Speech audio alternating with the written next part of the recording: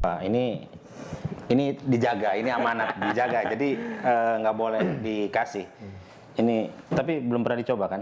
Apa istri Abah Kan dari sini? posisinya kayak gini. Keilmuan itu kalau tanpa guru ketika dibaca itu tidak menjadi apa-apa. Terus kenapa Abah mengejar dan Sebagai mencari? disiplin ilmu, karena posisi di dalamnya ada informasi pengetahuan di dalamnya. Jadi walaupun itu catatan-catatan ilmu agama, di manuskrip itu banyak informasi tentang dari fase ke fase. Zaman itu ada apa? Zaman itu ada apa? Jadi di manuskrip itu ada catatan jenggot istilahnya. Jadi ada kitab terjemahan bahasa ini dan catatan pinggirnya ini bukan surah dari kitab tapi informasi zaman itu. Tetapi kan apapun di dalamnya, isinya apapun yang mungkin Abah lebih banyak menemui, lebih banyak mendapatkan manuskrip-manuskrip itu, tapi kan kenyataannya memang di masyarakat itu ada, berkembang dan diyakini itu memang ada, gitu kan. Terus apa memang dengan kondisi kekinian lah, itu masih banyak orang mempercayai itu atau datang ke situ yang Abah ketahui untuk, dan hampir hari ini udah mulai meningkat lagi posisinya. Jadi orang yang datang ke perdukunan, yang datang ke perdukunan, datang ke benda-benda apa namanya yang dianggap memiliki nilai sejarah, ke kuburan. Dari mana Abah bisa tahu? Setiap menjelang pilkada, setiap menjelang menjelang apa namanya ada ritual khusus. Itu pejabat, calon-calon pejabat itu semuanya pada lari ke sana kemari. Apalagi ketika pilkades. Pilkades itu kuburan ini segala macam, ada ritual ini itu segala macam. Itu kan instruksinya itu dari sang guru hikmah. Gitu. Kamu harus jarah ke sini, kamu harus jarah ke sini, kamu harus jarah ke sini. Dan itu sebenarnya kan dari dulu juga. Iya, tradisi itu kan dari dulu ada. Tapi meningkatnya ketika menjelang pilkada, ketika menjelang pemilu. Itu meningkat tajam gitu. Kalau dulu kan sebenarnya kan kayak tadi tradisi dulu. Ketika zaman kesultanan pun ada. Mungkin kan apakah memang kesultanan juga mengakomodirlah hal-hal yang begini yang memang sebelumnya juga sudah ada gitu loh. Apakah jadi kalau dalam laporan Stephanus Harinus yang ditulis tahun 1716 di laporannya, karena kebetulan orang Belanda ini masuk ke keraton, jadi ketika mau pelantikan sultan itu ada ritual jarah. Memang ada ritual jarah. Dari ritual jarah itu ke Gunung Santri. Di Bojonegara. Di Bojonegara, Gunung Santri itu dilakukan bulan Roah. Terus yang kedua jarah setelah Idul Fitri, 1 sampai apa namanya pasca sholat Id, 1 hari berikutnya sampai 7 hari itu masyarakat itu jarah ke Banten Lama. Dan itu jarah itu sama di hari Jumat. Kalau ke hari Jumat itu ke keluarga sultan atau keluarga kerabat segala macam itu jarah di situ. Ada jarah tahunan. Itu di Gunung Santri dan di yang tertulis di manuskrip di arsip Stephanus Harinus itu di Banten Lama.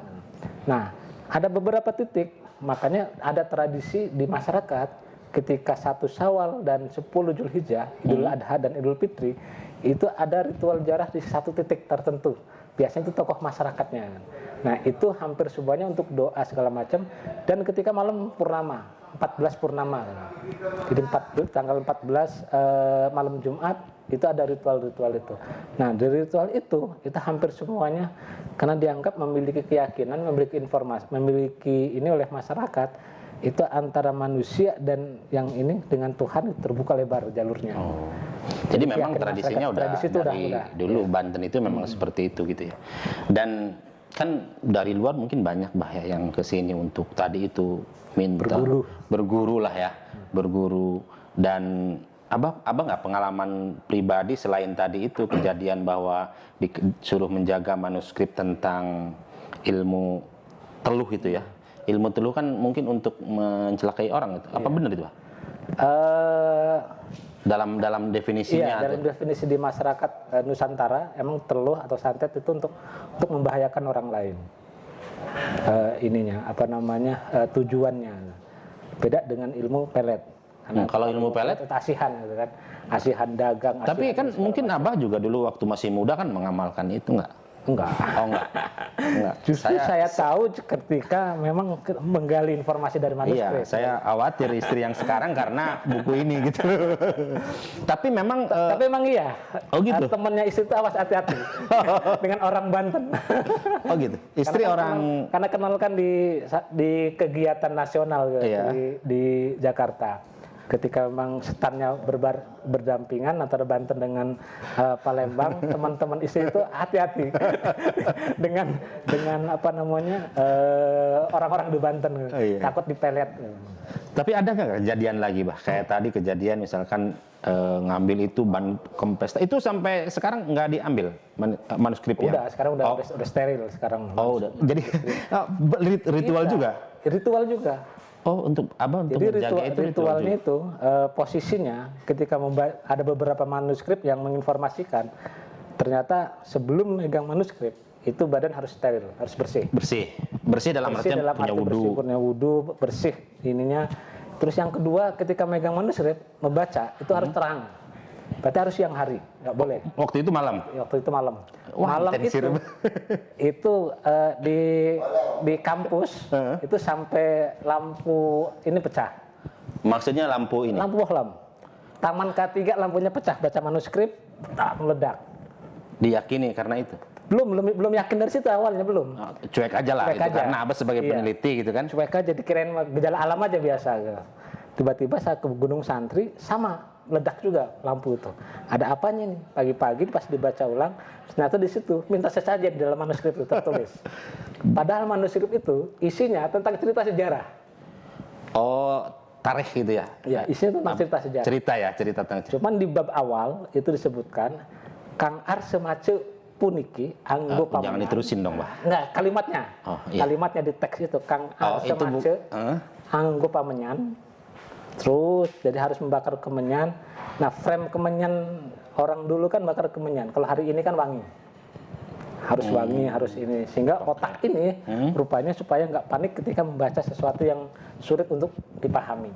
Jadi 3 kali ketika ngambil ada hambatan, dibalikin lagi. Terus pakai tadi disuruh bersih, terus ambil. Ketika dibaca, udah dibaca, ada kejadian.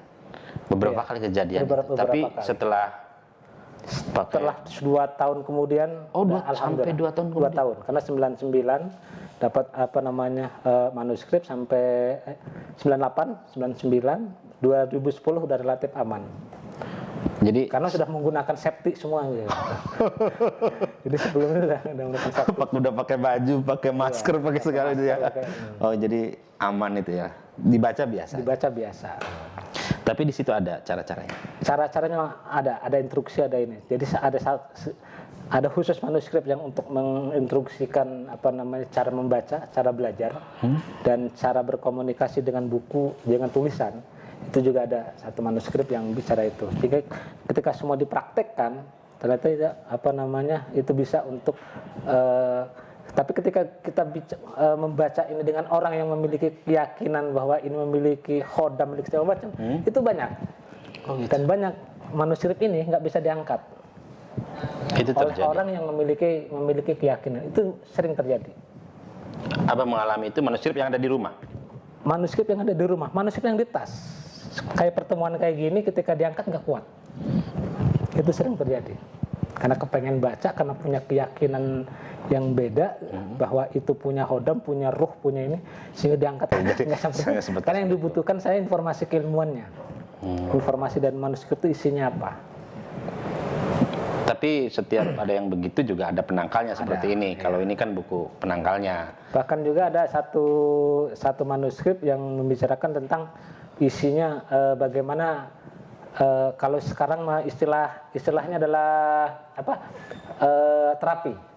Oh, terapi. Ada terapi juga. Ada terapi orang yang kena flu. Jadi rupanya orang-orang dulu itu terapi itu sudah dilakukan.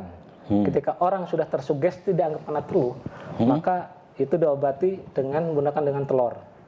Diminta untuk mencari telur ayam, ayam kampung, ayam dedara. Yang pertama kali nelor itu harus 7 ayam.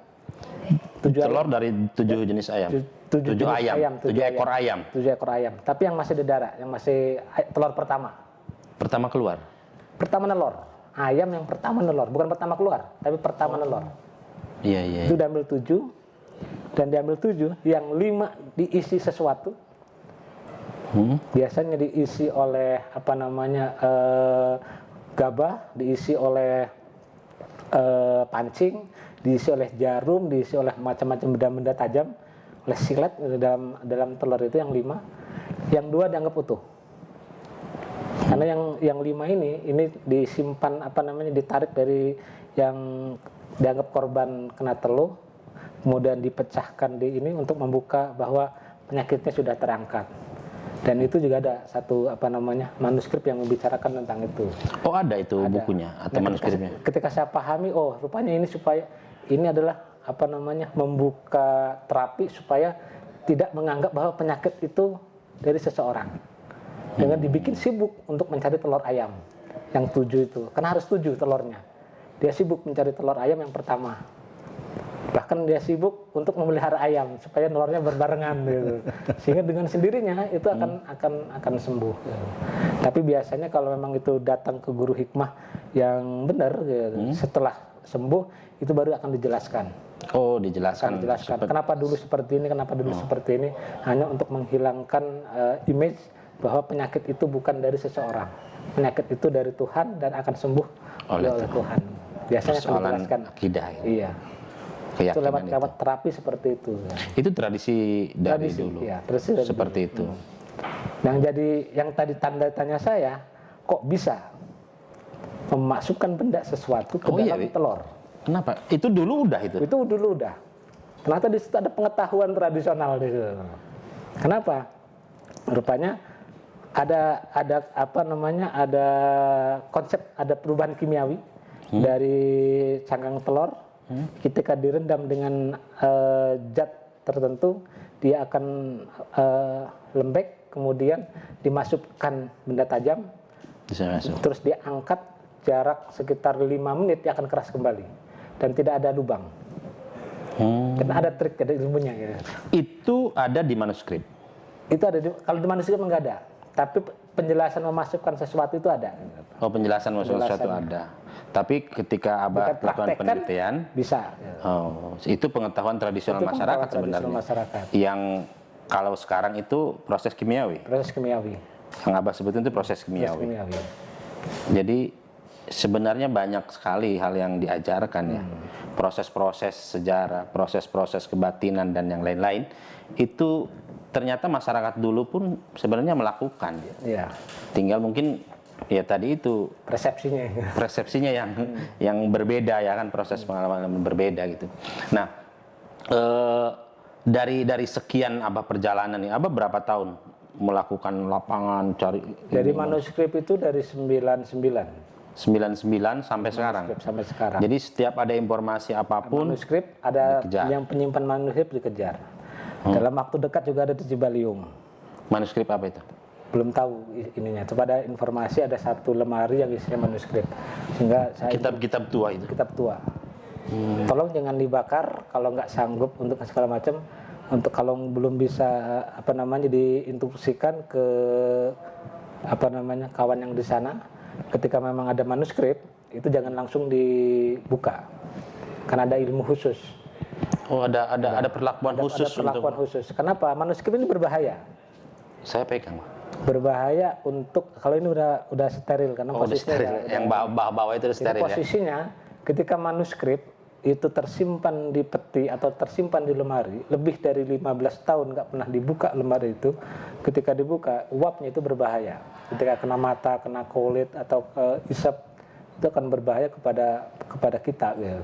Makanya betul-betul harus safety. Makanya sebelum dibuka itu, sebelum dipegang, kalau memang posisinya di rumah itu dibuka jendela rumah, buka jendela lemari, udara biar masuk, sirkulasi udara biar masuk. Nah 3 hari berikutnya baru bisa diturunkan manuskripnya, baru posisi ada pembersihan segala macam. Ya, Abah selalu mengumpulkan, mencari informasi tentang manuskrip ini. Ini kepentingannya untuk apa sih? Pengetahuan aja. Sebagai pengetahuan. Iya. Ini pengetahuan yang Abah yakin secara disiplin ilmu pelajari. Ya dipelajari bahwa oh di dalamnya ada ini, ada ini. Tapi Abah yakin bahwa di dalam manuskrip itu juga sebenarnya menyimpan sesuatu yang memang dipercaya orang banyak. Ada hal-hal kebatinan, ada hal-hal yang ilmu di luar logika gitu. Banyak. Abah meyakini itu.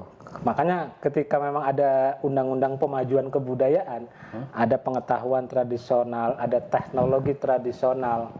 Ketika membuka manuskrip segala macam, oh iya, ternyata orang dulu sudah bagaimana mengolah metalurgi, bagaimana dengan mengolah sistem perairan ketika di ini, terus bagaimana ketika mitigasi bencana. Di manuskrip itu ada jelas. Menggambarkan bagaimana astronomi, kemudian muncul lahir ilmu astrologi dari cuaca ketika gerhana di bulan apa, maka akan terjadi bencana apa. Itu semuanya ada tertulis gitu. Tertulis itu ya, sebagai mitigasi bencana, sebagai ini segala macam. Sehingga manuskrip itu sumber pengetahuan orang dulu. Kalau kita mampu membacanya, maka ilmu yang diciptakan oleh orang-orang dulu yang untuk regenerasinya itu akan selamat. Tapi ketika manuskrip ini hilang dari peredaran, maka kita akan dianggap ilmu yang kita pelajari itu selalu asupan dari luar. Nah, ketika Abah meyakini bahwa itu punya sesuatu hal lebih manuskrip itu ketika diamalkan, berarti kan Abah sekarang punya pelet, Abah punya teluh, Abah punya penangkalnya gitu kan. Cuma itu tidak untuk dipraktekkan kan ya maksudnya. Ya, artinya posisi itu kan posisi pengetahuan. Kita cukup tahu ternyata orang dulu sudah memiliki tradisi seperti ini. Berarti benar-benar ada. Benar-benar ada. Stigma Banten tentang itu ada. Benar-benar ada. Tapi itu bukan hanya Banten, itu semua daerah. Ya. Cuman kebetulan Banten itu selalu digembar-gemborkan seperti itu di setiap daerah karena Banten rupanya satu ketika di luar vokal dan percaya dirinya lebih kuat. Oh, lebih kuat. Gitu. Beda dengan orang Banten sekarang. Oh gitu. Oh, ada perbedaannya. Ntar itu kita bahas di segmen lain. Jadi saya cukup banyak informasi baru bahwa tadi itu baru kali ini saya megang ini manuskrip yang asli cukup tua. Dan ada ini lembaran-lembarannya ini mungkin, dan ini memang dipelajari lah ya. Iya, ada lagi yang lain, yang ini udah rapuh. Dan ini udah rapuh ya. Ini cukup bahaya posisinya. Ini kalau dipegang, tapi ini dari kertas ya? Ini kertasnya sama kertas Eropa. Kertas Eropa ini? Ini ditulis oleh muridnya Syekh Nawawi.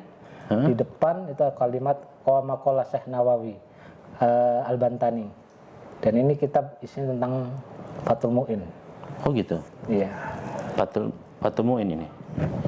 Jadi banyak sekali manuskrip perjalanan Abah Yadi dari tahun 2009, Mbah ya? Dari 99. Dari 99 sampai dengan sekarang masih puter-puter terus mencari sesuatu yang tersimpan rapih di masyarakat, dan posisi stigma bahwa Banten dengan magicnya, Mbah ya, dengan kebatinan dan segala macamnya, ternyata Abah Yadi itu menemukan di lapangan dan memang terjadi. Dan ini ada data-data penting sebenarnya yang pegang.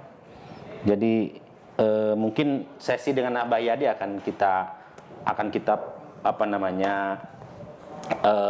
share lebih jauh lah, lebih dalam tentang perjalanan dia mencari manuskrip dari tadi itu. Ini hari ini kita bicara tentang kebatinannya yang mungkin baru kulitnya, bicaranya banyak ditemukan. Tadi itu di rumah juga masih banyak katanya, tapi bukan untuk dipraktekkan Abah Yadi, jadi nggak usah ada plang gitu kan, gitu kan, buka praktek nggak usah gitu kan, seperti itu. Jadi terima kasih Bah. Saya sangat tercerahkan dengan adanya seperti ini. Jadi stigma-stigma itu ternyata memang ada bukti-buktinya, dan ada manuskrip-manuskrip yang bisa kita temukan. Dan mungkin masih banyak lagi ketika Abah. Di masyarakat masih banyak. Dan masih banyak lagi ilmu-ilmu yang akan muncul. Jadi bukan hanya persoalan ilmu-ilmu sekarang yang ditemukan. Ada ntar mungkin ke depan kita akan bicara tentang mitigasi bencana, ketahanan pangan. Tapi lebih kepada tempo dulu seperti apa. Mungkin dulu pernah ada tsunami, dulu pernah ada kelaparan, wabah dan segala macamnya, pandeminya seperti apa. Itu Abah Yadi sudah menemukan ada manuskrip-manuskripnya. Kita akan punya segmen khusus untuk itu. Jadi kita akan juga lebih bicara ini manuskrip tentang ini manuskrip tentang ini yang mungkin relevansinya sekarang memang ada akarnya.